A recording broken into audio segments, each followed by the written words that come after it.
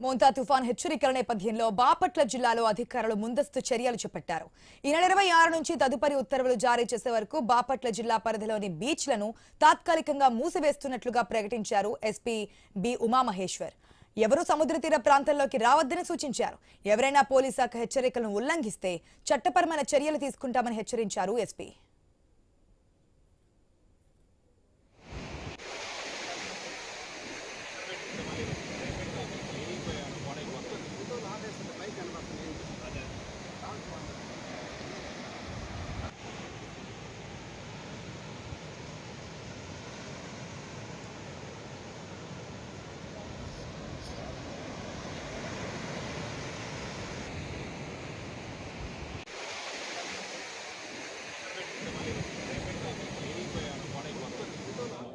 Severe cyclone ఏర్పడతా ఉంది.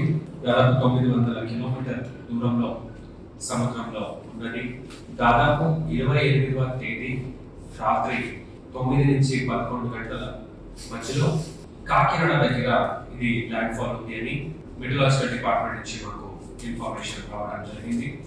జిల్లాలో ఉన్నటువంటి అన్ని అధికారులు, పోలీస్ అధికారులు అప్ టు గ్రామ స్థాయి దాకా అందరితో సమావేశమయ్యాము.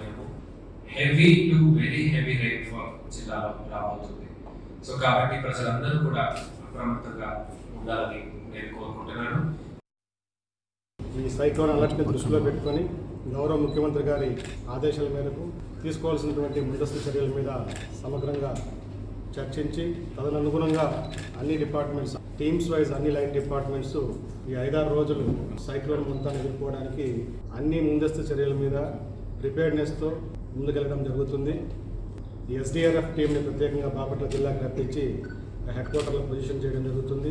అదేవిధంగా సబ్ డివిజన్ లెవెల్స్లో కూడా ఎఫెక్టెడ్ ఏరియాస్కి నాన్ ఎఫెక్టెడ్ ఏరియాస్ నుంచి కూడా టీంని మొబిలైజ్ చేసి ఎనీ ఎమర్జెన్సీ సిచ్యువేషన్ ఉన్నా కూడా అక్కడికి మొబిలైజ్ చేసే విధంగా చర్యలు తీసుకుంటున్నాం.